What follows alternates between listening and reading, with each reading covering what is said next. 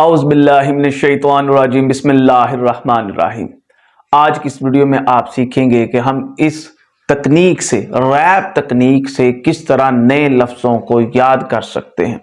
नए लफ्ज़ों की बड़ी अहमियत है सर। इंसान जब पैदा होता है और पैदा होने से लेकर नई नई चीज़ें सीखता है तो उन चीज़ों को बयान करने के लिए उसे लफ्ज़ों की ज़रूरत पड़ती है। नए लफ्ज़ों के सहारे ही जनाब अच्छे तरीके से ज़ुबान बोलते हैं। नए लफ्ज़ों के ज़रिए ही जनाब अच्छी तरीके से हम किसी ज़ुबान को लिख सकते हैं। नए लफ्ज़ों को याद करने की कई तकनीक्स हैं, लेकिन आज जो तकनीक मैं आपके साथ शेयर करने वाला हूँ ये बड़ी इफ़ेक्टिव है, कारआमद है। इस तकनीक का नाम है द रैप तकनीक, द रैप मेथड। इससे पहले कि हम इस तकनीक के बारे में पढ़ें, लास्ट में मैं आपको बताऊंगा कि मैं किस तकनीक के ज़रिए, मैं किस मेथड के ज़रिए ज़माना तालिब इल्मी में नए लफ्ज़ों को याद करता था। ये आप सभी जानते हैं कि भाई अगर हम स्टूडेंट हैं, अगर हम कम्पिटिटिव एग्जाम की तैयारी कर रहे हैं या हम आर्टिकल राइटर हैं, कंटेंट राइटर हैं, तो हमें नए लफ्ज़ों की ज़रूरत रहती है।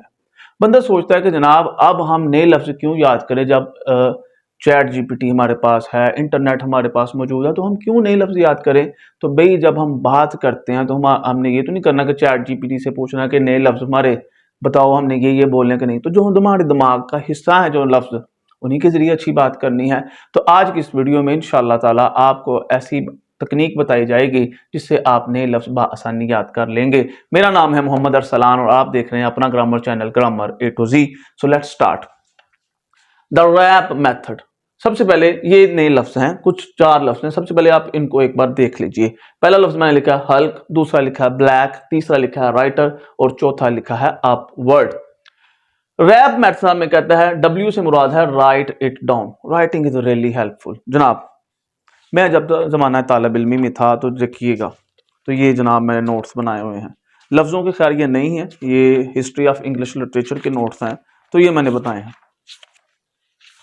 और कुछ बहुत सारी ऐसे भी नोट्स हैं जो मैंने लोगों को गिफ्ट भी कर दिए हुए हैं, दे दिए हुए हैं, तो ये मैंने भी देखे हैं, तो ये पढ़े हुए थे। तो writing is really helpful in order to memorise the things.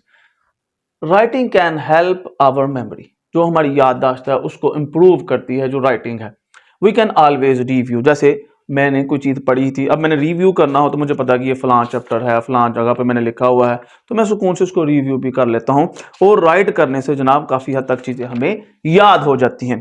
दूसरी है सर तकनीक रिपीट इट। रिपीट इट इससे मुराद है कि आप इसको दोहराएं। जो भी आपने पढ़ा है आप इसको दोहराएं। दोहराना राइटिंग का हमने क्या है कि लिखना। सबसे पहले तो हमें चाहिए कि हम लफ्ज़ों को लिख लें। दूसरी बात है कि हम उसे रिपीट करें, बार बार दोहराएं, बार बार दोहराएं। आपने देखा होगा छोटे बच्चे भी हैं, बार बार जनाब लफ्ज़ों को दोहराते हैं, याद कर लेते हैं। इवन छोटे बच्चे कुरान शरीफ याद कर लेते हैं बार बार दोहरा के। इवन कि उनको उसका मानी मफहूम का नहीं भी पता होता, लेकिन वो रट लेते हैं जनाब, सबक सुना लेते हैं। तो repeating is really helpful in order to memorise the new things. Repeating something helps you to remember. बार बार जब हम किसी चीज़ को दोहराते हैं तो हमें वो चीज़ याद करने में मदद मिलती है। और ये नहीं कि रिपीट जनाब आप हफ्ते बाद करें, ना ना ना, रिपीट डेली। डेली जनाब आप चीज को रिपीट करें, डेली दोहराएं। और बेस्ट क्या है, आप रिपीट करने का वक्त जो है, आप तो वैसे जो लोग नए लफ्ज याद करते हैं वो मुख्तलिफ तकनीक से लगे रहते हैं। आप सोने से पहले लाजमी तौर पर जो आज आपने 10-20 नए लफ्ज आपने जो लिख लिए हैं उनको लाजमी तौर पर दोहराएं। आ गया सर उसूसिएट। उसूसिएट पढ़ाने से पहले मैं आपको एक चीज बताना चाहूंगा। एसोसिएट का मतलब होता है जनाब अटैच करना, किसी चीज को अटैचमेंट करना, जोड़ना। अच्छा होता था कि जनाब जब मैं काम किया करता था, पढ़ाता था, तो अगर मेरे पास कोई लाल रंग की या नीले रंग की फाइल होनी तो मैंने जनाब अपने दिमाग को समझाना, ओए जान टाइम ना वो नीला घोड़ा नाल खड़ना ही। तो डेफिनेटली नीला घोड़ा तो होता नहीं था, बट ये एक स्ट्रेंज थिंग थी नीला घोड़ा दिमाग के लिए। तो जब जनाब निकलना दफ्तर से, स्कूल से या कॉलेज वगैरह से, तो जेन में आना हो इस तरह के नीला घोड़ा तो तेरे को है नहीं, तो इस तरह भी याद आ जाना कि जनाब जो नीला घोड़ा था वो तो मेरी फाइल थी, वो मैं लेके आऊँ। तो ये चीजें हैं। उसी तरह वो ये कहता है link two things you already no, कि जो आपने कोई चीज नहीं सीखी है आप उसको उसका तल्लक जोड़ें जो आपको पहले जो चीज आपके जहन में है। जैसे जब हम हल्क के बारे में पढ़ते हैं तो हमारे जहन में अगर कोई मॉन्स्टर आता है कि बड़ा सा जनाब ग्रीन कलर का, तो आप जनाब हल्क नहीं हमें बोलेगा and my students really know my drawing is really bad, तो सम हो डोंट लाफ। ये हल्क है जी, मेरे हिसाब से हल्क यही है। अब अगर हल्क आपके जहन में ये बनता है, उसके बाद ब्लैक है, जैसे कलर है, ये राइटर है, the person who right something, ठीक हो गया सर। अपवर्ड से क्या मुराद है, जैसे ये चीज है तो ऊपर को कुछ चीज जा रही है हम क्या कहते हैं, अपवर्ड कहते हैं। तो कहते हैं link to the things you already know का कोई साउंड है, आवाज के साथ लिंक कर सकते हैं, मानी के साथ लिंक कर सकते हैं, पर्सन के साथ लिंक कर सकते हैं, फनी एंड स्ट्रेंज थिंग्स के साथ भी लिंक कर सकते हैं, जैसे मैंने अभी आपको नीले घोड़े वाली मिसाल दी है। आखिरी है सर पिक्चर इट। इससे पहले भी मैंने किसी वीडियो में कहा था, फिर कह देता हूं, अल्बर्ट आइंस्टाइन ने यह कहा हुआ है, imagination is more powerful than knowledge, sorry imagination is more important than knowledge. कुछ भी हो, अल्बर्ट आइंस्टाइन साहब की रूह को तो नहीं पता कि मैंने अभी गलत कहा है, सही कहा है। सो सम हो, इससे मान यही निकलता है कि जो इमेजिनेशन है ये रियली इंपॉर्टेंट है। खैर एरिस्टोटल ने तो कहा था कि we suffer more in imagination than in reality, but somehow we must have the ability to imagine the things. अगर हम चीज़ों को इमेजिन कर लेते हैं तो ऑटोमेटिकली वो फिर हमारे दिमाग में बैठ जाती है। हम सब जानते हैं कि एक टेम्परेरी मेमोरी होती है, एक परमानेंट मेमोरी होती है। जब टेम्परेरी मेमोरी के साथ परमानेंट मेमोरी वाले जो वर्ड्स हैं वो जुड़ना शुरू हो जाते हैं तो ऑटोमेटिकली जनाब चीज़ें याद हो जाती हैं। अब मिसाल देखिए, हमें से कोई ऐसा लड़का है या ऐसी लड़की है जो पढ़ता हो, जो सोच के is are am was were do does have या बुक क्लास कूलर, ये छोटी छोटी चीज़ों के स्पेलिंग सोच सोच के लिखता हो, तो हम कहेंगे ऐसा तो कुछ नहीं है जनाब, हम फर लिखी जाते हैं, फ़ौरन लिखी जाते हैं।